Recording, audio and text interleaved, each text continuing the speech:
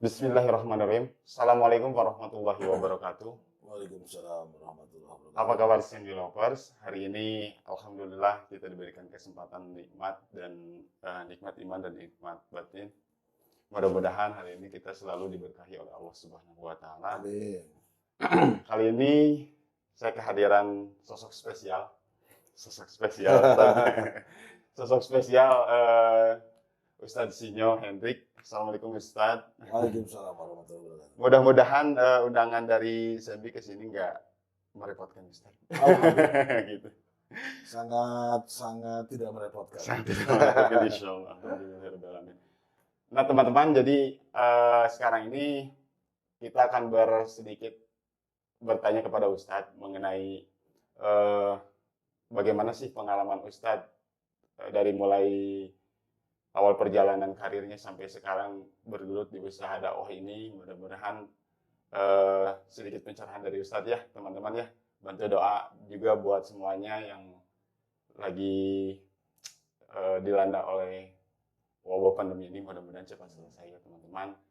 Nah sebelumnya Ustadz, Ya. mungkin saya rada kaku gitu ya. Santai aja, santai aja. Rada kaku aja Ustadz, punten. Jadi ini tuh sebetulnya pengenalan diri dari perusahaan, bukan perusahaan sih, dari agensi yang baru kita bikin, Sembi Property. Ini bidang agensi yang bergerak di properti syariah. Kebetulan kan kita itu baru berjalan Ustadz, jadi pengen tahu nih sebetulnya mungkin teman-teman di rumah juga pengen tahu gimana sih sebetulnya konsep syariah itu Ustadz, Ya. menurut Ustadz gitu. Baik. Bismillahirrahmanirrahim. Alhamdulillah wassalatu wassalamu ala Rasulillah wa ala alihi wa sahbihi wa man tabi'ahum bi ihsanin ila yaumil qiyamah, amma ba'du. Jadi memang kita hari ini mendengar istilah apa yang kita Anda sebut syariah. Betul. Apa yang sering dikenal dengan sebutan konvensional. Nah, jadi syariah itu secara bahasa itu syariah itu sumber air. Nah, sehingga kenapa dinamai sumber air? Karena air itu adalah sumber kehidupan. Nah, setiap apa yang Allah ciptakan makhluk hidup di bumi ini maka Allah ciptakan dari air. Nah, waja'alna likulli syai'in minal ma'i. Nah, yang dimaksud adalah sumber kehidupan, berarti sumber kehidupan itu adalah Allah Subhanahu wa taala. Nah, sehingga apapun yang dinamai syariah itu konsen minimal di 5 hal. Nah, siapa yang mengambil syariah atau apa yang Allah turunkan itu dinamailah orang-orang yang beriman. Nah, iman itu satu nilai-nilai yang luhur, orang yang memegang nilai-nilai iman itu dinamai al-mukmin. Al-Mu'min itu salah satu asma Allah. Allah, Ar-Rahman, Ar-Rahim, Al-Malik, Al-Qudus, As-Salam, Al-Mu'min. Nah, Al-Mu'min itu artinya maha pemelihara. Sehingga orang-orang yang beriman kepada Allah, tugas mereka itu adalah memelihara nilai-nilai yang memang Allah turunkan, Allah tetapkan untuk dipelihara. Nah, itulah yang dinamai dengan syariat. Apa yang harus dipelihara? Nilai itu yang pertama tentang akal. Yang kedua tentang yang namanya jiwa. Yang ketiga itu tentang pemeliharaan nyawa.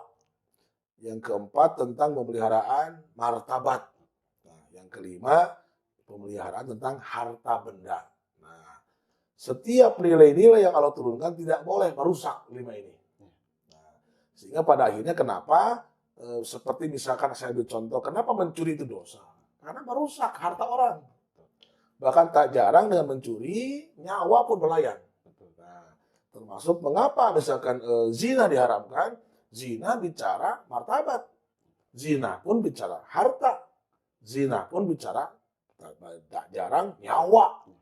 Akhirnya mati dalam keadaan sia-sia. Termasuk yang namanya akal sehat pun menolak. Demikian yang namanya riba dan seterusnya. Nah, ini dasarnya berseberangan dengan 5 hal ini. Kalau semua terpenuhi, berarti itu namanya itu dosa besar. Betul. Nah, begitu kira-kira. Nah, gitu teman-teman. Jadi itu yang tadi sudah disebutkan oleh Ustadz sebagian mungkin tentang syariah itu. Jadi syariah itu berasal dari kata air, Ustadz. Sumber air. Sumber air, Ya. yaitu yang diturunkan oleh Allah Subhanahu wa taala.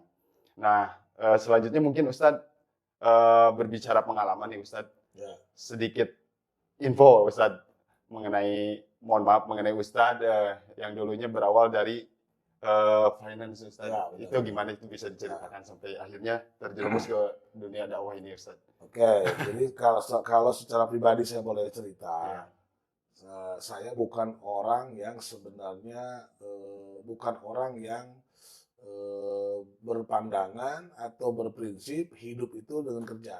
Nah, walhasil saya lulus kuliah 2004. Nah, saya satu waktu 2011 tuh ceritanya mau khitbah seorang perempuan, nah, yang sekarang jadi istri saya.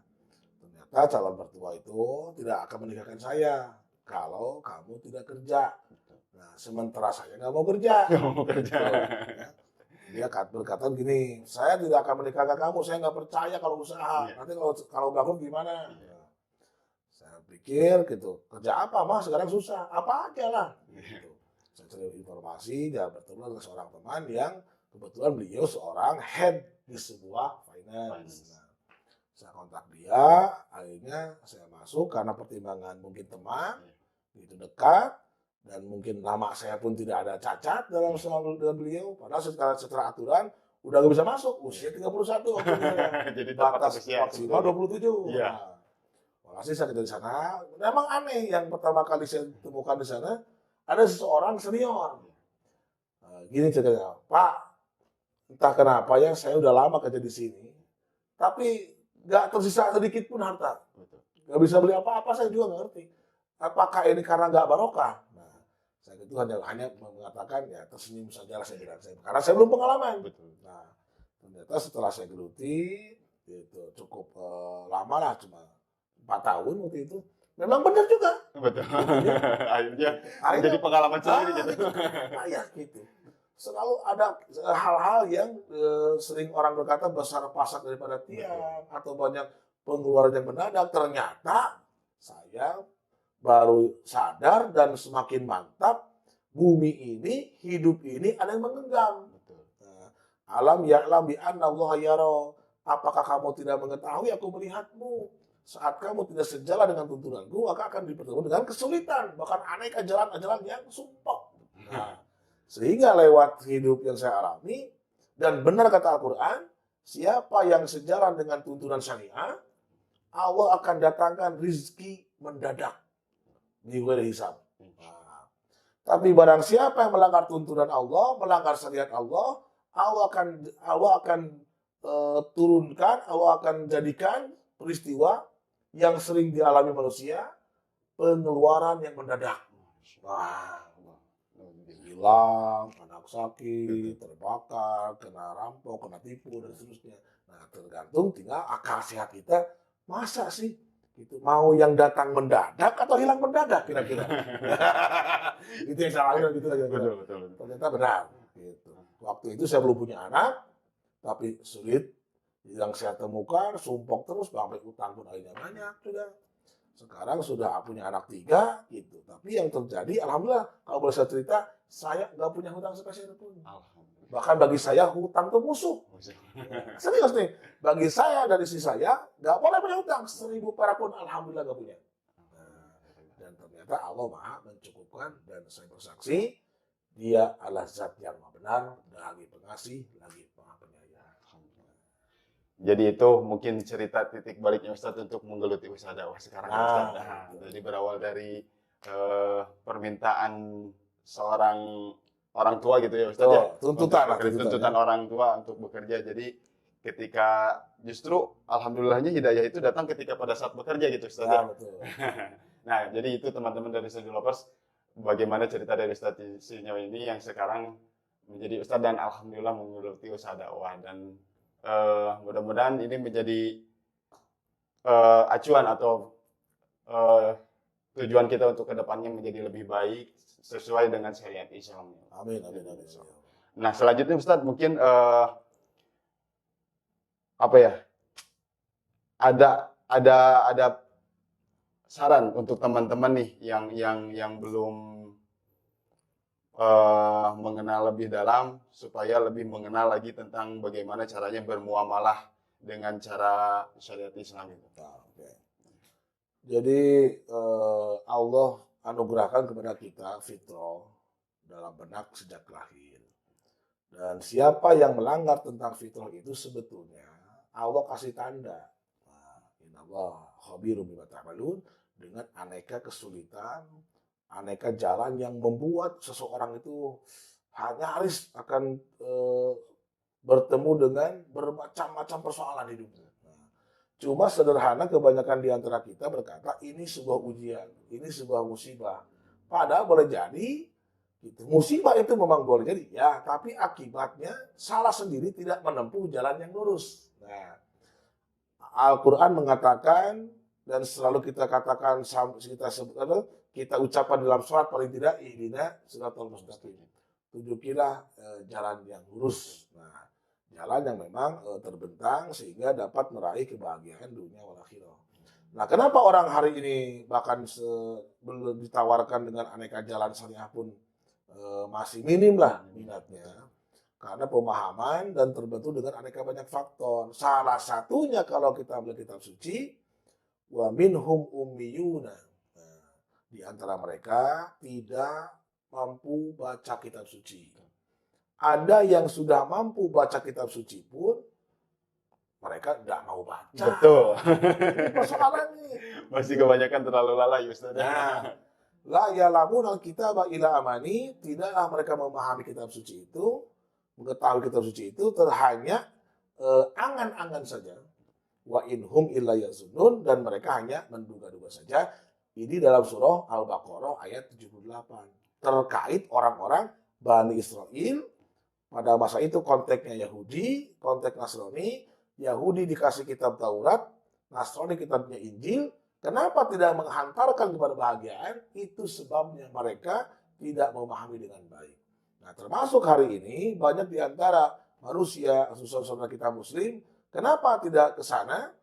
Terbukti dalam kenyataan di antara mereka memang tidak sampai kepada sebuah nilai yang membuat mereka mantap memegang tuntunan syariah yang Allah turunkan. Misalkan begini. Nah, kita berkata nih, Allah menurunkan nilai-nilai yang banyak. Kenapa karena ini turun? Seperti yang sering kita dengar, inna anzalna. Sudah kami turunkan. Turun itu apa sih? Setidaknya turun itu adalah perpindahan dari atas ke bawah. Perpindahan dari tinggi ke rendah. Nah, sehingga nilai-nilai yang Allah turunkan itu sebetulnya nuansanya tinggi dan terpuji. Maka siapa yang memegang nilai itu yang kita sebut dengan tali, berpeganglah pada tali yang Allah turunkan, dia akan menjadi orang yang bermartabat tinggi, lagi terpuji. Salah satunya nilai yang Allah turunkan itu adalah Islam. Nah, Islam itu adalah nilai-nilai.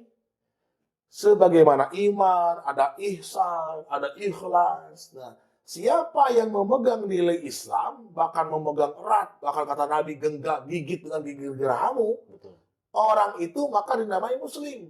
Nah, memegang itu isyarat dia punya prinsip. Nah, nilai-nilai seorang Muslim itu harus tampak dalam kenyataan. Yang pertama itu adalah aslam. Aslam itu adalah berserah diri kepada pihak, kepada siapa dia mengabdi. Nah, kalau kata Allah jangan coba-coba. Itu kata Allah mesti wajib lakukan. Nah, karena memang manusia seringkali ingin bukti terlebih dahulu. Memang kalau saya ini bagaimana nih? Memang kalau saya ini bagaimana nih? Akhirnya orang melanggar tuntunan, setelah rusak baru menyesal. Saya dulu kenapa ya? Nah, kamu udah dibilangin bandel. Gitu. Biasanya karena penyesalan itu datang terakhir ya. Nah, karena yang pertama itu pendaftaran. Jadi pertama itu pendaftaran, yang terakhirnya baru penyesalan. Nah, tadi cukup menarik Ustadz ya, bahas tentang masalah kenapa masyarakat belum terlalu paham dan mengenal tentang masalah syariah ini. Nah, selanjutnya mungkin diterangkan bagaimana ini Ustadz, kalau kita selama ini kan banyak nih orang belum tahu mengenal konsep syariah ini, sehingga banyak yang menjalankan konvensional. Padahal di dalamnya itu wallahu alam bisawab mungkin terdapat suatu unsur riba, Ustaz. Betul. Nah, bisa dijelaskan bagaimana itu Ustadz bisa terjadinya sampai ke tahap riba itu dan bagaimana nanti efek dampak ke depannya gitu. Ya. Jadi yang pertama kita harus memahami memang betapa rendah daya baca orang-orang hari ini, termasuk daya belajarnya pun rendah. Maka dan sebagian mereka beranggapan bahwa apa yang dinamai dengan istilah syariah, ekonomi syariah itu hanya mereka bisa dapatkan di bangku sekolah kuliah, fakultas, padahal enggak seperti itu. Betul. Maka di sini ada tugas seorang para mubalik, para asatidz untuk mensosialisasikan terhadap umat terkait betapa penting nilai-nilai ekonomi. Karena dari kacamata kita, masyarakat kebanyakan cukup mereka mengatakan yang penting sholat. Nah, yang penting sholat. Nah, iya benar. Tapi nggak cuma sholat aja hidup itu. Yang penting mah, dah sanggup. Kan udah cukup sanggup. Gitu. Harus ada ikannya, lauk pauknya kan begitu. Nah, sehingga ketika kita bicara tentang ekonomi ini kan satu upaya untuk memenuhi kebutuhan diri supaya bisa berlangsung hidup dengan terpeliharanya jiwa dan nyawa. Nah, istilah Quran itu kalimatnya makan. Nah, makan itu artinya satu kebutuhan setidaknya yang dapat kita ambil untuk kelangsungan hidup. Tapi memang intinya bukan ke sana. Nah, kenapa banyak orang saat ini bahkan sejak lama tergiur dengan yang namanya riba? Karena perolehan untung yang cepat. Nah, Allah menghalalkan jual beli dan mengharamkan riba. Nah, riba ini kan arti kelebihan. Nah, ini wilayah hawa nafsu. Nah, ingin cepat meraih sesuatu yang diinginkan, khususnya kekayaan. Karena pada masa itu, harta itu menjadi standar orang dihormati. Orang yang banyak uangnya, orang yang banyak hartanya, itu yang dihormati di tengah-tengah masyarakat musyrikin Mekah pada masa itu. Ternyata hari ini pun banyak di dalam struktur sosial belum berubah. Masih tetap dengan struktur yang lama. Kaya hormati. Ada orang soleh miskin, lewat. Gitu. Jadi ada orang begini misalkan. Seorang perempuan mengatakan begini, kalau kamu orang kaya, ya, kamu hartanya banyak, mobilnya bagus, wajahmu kuampuni. Maka wajah terampuni gitu loh. Tapi kalau kamu ganteng, itu kalau kamu kere ya buat apa? Tapi kalau wajahmu jelek, kalau hartamu banyak, duitmu banyak, maka wajahmu terampuni. Itu pandangan jahiliyah sebetulnya. Jadi kebanyakan orang lebih memandang dohirnya dulu, ketimbang batinnya. Nah, ketika batinnya belum tersentuh, maka belum terjadilah konsep-konsep Islami yang dijalankan gitu, Ustaz ya. Nah, alhamdulillah teman-teman, mudah-mudahan ini menjadi acuan kita untuk terus menjalankan hidup dengan mode Islami atau ya lebih bagusnya sih bermode Islami. Jangan sampai terus tergiur dengan duniawi gitu. Betul. Karena itu pada matinya gitu, Ustaz ya. Betul. Ada ujungnya. Ada ujungnya gitu. Walaupun nanti yang kekal itu sebetulnya kehidupan di akhirat, Ustaz ya. Nah, selanjutnya Ustaz tentang Ustaz nih sebetulnya pasti sudah mendengar konsep properti syariah, Ustaz. Ya. Dari Senbi sendiri. Dari Senbi ini kebetulan kan bidangnya syariah nih. Nah, apa sih saran untuk Ustadz mengenai usaha di bidang properti ini gitu? Ya. Yang bermode syariah, dan apa sih untuk teman-teman bagi yang belum menjalankan di mode syariah ini seperti apa gitu? Oke. Jadi memang tentang properti ini sesuatu bisnis yang tidak akan mati selama manusia itu ada. Masih. Selama manusia hidup, bisnis properti selalu menjadi sebuah incaran bagi para pemilik modal atau orang yang berorientasi panjang. Walaupun kita melihat tidak jarang properti ini di banyak developer. Tidak memperhatikan hukum alam, keseimbangan alam yang membuat akhirnya tempat yang tidak wajar dibuat sebuah pemukiman, dipaksakan sehingga terjadilah kerusakan alam. Nah, ini Allah mengingatkan begini di dalam Al-Quran Al-Baqarah itu wa iza qila lahum la tufsidu fil ardi qalu innama nahnu muslihun. Dan jika dikatakan kepada mereka, janganlah kamu berbuat kerusakan di muka bumi. Mereka mengatakan justru kami orang-orang mengadakan perbaikan. Nah, kata Al-Quran, Allah innahum humul mufsiduna walakin la yash'urun. Sebenarnya kalian itu orang-orang yang telah berbuat kerusakan, tapi kalian tidak menyadari karena minimnya perhatian terhadap petunjuk kebenaran. Nah, saya harap di sini Sandy orang yang menjadi teladan bahkan satu waktu menjadi mercusuar Amin. bagi bisnis properti, karena tentang pemukiman ini sesuatu bisnis yang sangat baik. Bahkan orang sampai rela dengan situasi konvensional nyicil 1 bulan sampai 4 juta, 5 juta, ada 7 juta. Nah, kalau orang-orang yang memang pendapatannya minim susah juga tuh. Betul. Gitu. Aduh, gitu. Cicilan 4,5 juta, gaji 3 juta, kok mahal. Dipaksakan, akhirnya tidak terbayar, seterusnya yang membuat akhirnya tujuan bahagia menjadi berubah menjadi palaka, jadi petaka. Tapi di banyak tempat tentang syariah ini luar biasa juga. Saya banyak tempat-tempat yang memang dilaksanakan secara syariah gitu, tanpa ada yang namanya ketetapan yang pasti. Betul. Bahkan tidak ada sanksi. Betul. Tidak ada kelebihan bunga, keterlambatan gitu. Jadi masing-masing betul-betul dasarnya iman kepada Allah, dan memang walaupun pasti ada oknum-oknum. Betul. Itu selalu ada. Kenapa? Karena hari ini situasinya kebanyakan orang itu jolim. Dikasihani itu bukan berterima kasih. Betul. Itu malah memanfaatkan. Ya. Orang mengatakan kan dikasih daging, minta jantung. Begitulah. Betul. Tapi insya Allah mudah-mudahan dengan sistem yang baik, aturan yang baik, itu hanya bisa yang kita bisa lakukan, dan Allah sebaik-baik Maha Penolong. Alhamdulillahirobbilalamin. Sedikit pencerahan, bukan sedikit sebetulnya, banyak banget pencerahan di sini dari Ustadz Sinyo. Mudah-mudahan ini menjadi bekal kita. Amin. Untuk lebih amanah dalam menjalankan usaha, lebih mengedepankan syariat Islamnya dalam menjalankan usaha ini, Ustadz. Mudah-mudahan itu. Nah, selanjutnya mungkin pengalaman hidup sudah, dari mulai segi pengetahuan Islami sudah. Selanjutnya mungkin bertanya, saya boleh Ustadz kepada Ustadz? Boleh. Sekarang sibuk apa Ustadz? Sebelumnya kan tadi udah dibahas nih di belakang layar, Ustadz. Udah dibahas mengenai kegiatan Ustadz sekarang banyak nih. Boleh diceritakan kepada teman-teman Ustadz sekarang, Ustadz, untuk ingin lebih tahu Ustadz sekarang ada di mana saja kegiatannya, boleh silakan diceritakan, Ustaz. Oke, kalau di mana saja sih nggak pernah kemana-mana, di alam dunia terus. Permukaan bumi terus ya, alhamdulillah gitu. Ya, sesekali pernah ke Pluto, di komplek Margahayu. Kalau nggak Neptunus. itu sering kan luar angkasa itu.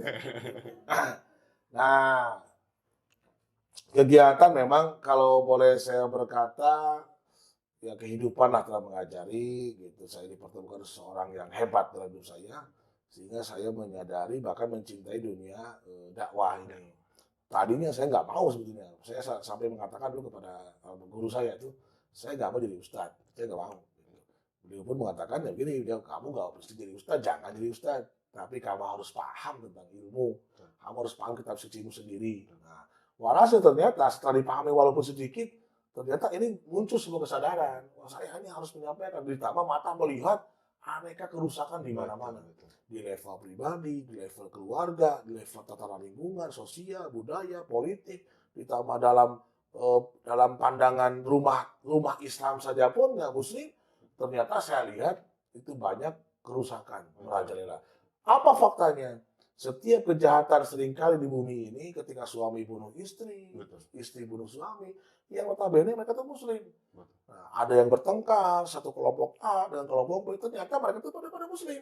Nah, ini diakibatkan satu pandangan yang sudah mengalami kerusakan dan pergeseran. Dan harus ada orang yang peduli memperbaikinya. Walaupun boleh jadi nggak akan sanggup sampai di semua lini, setidaknya sebagian demi sebagian. Nah, kesibukan saya hari ini memang saya kebanyakan bergelut dengan orang-orang yang hampir boleh dikatakan ya kurang tersentuh lah.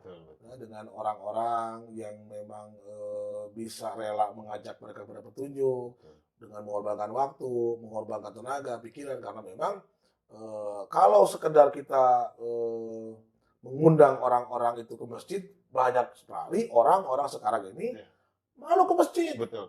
Jadi, sehingga harus didatangi. Dan memang kalau kita melihat di banyak tempat, kalau dakwah yang diam di tempat itu kebanyakan seiring bertambahnya waktu habis tuh. Habis. Karena lambatnya regenerasi Betul. hari ini. Nah, kenapa? Saya kalau boleh saya berkata nih, tidak sunnah kata Nabi. Betul. Apa sunnah Nabi saat bicara dakwah? Laqad ja'akum rasulun min anfusikum. Sungguh telah datang Nabi kepadamu. Jadi Nabi yang datang. Nah, hari ini kan kebanyakan situasinya kan itu diundang tuh. Iya. Ustaz tuh diundang baru mau. Iya. Padahal nggak mesti undangan juga, nggak mesti kajian formal juga. Situasi apapun, bahkan dalam pikiran sebagian, saya masa bersedih.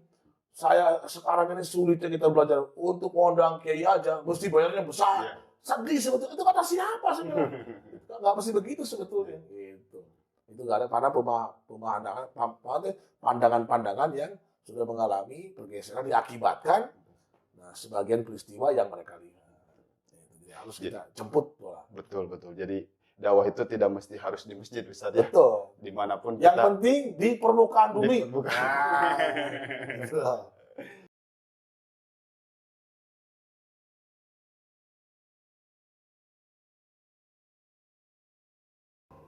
Nah, jadi itu teman-teman tadi kegiatan Ustadz itu sebetulnya lebih banyak dilakukan di luar rumah Ustadz ya, dan di luar masjid, karena sebetulnya alasan yang terbaik itu dakwah itu harus tidak melulu di masjid sekarang ya Ustadz ya. Bahkan dari zaman para sahabat pun banyak yang mendatangi rumah dari satu rumah ke satu rumah yang lain gitu Ustadz ya.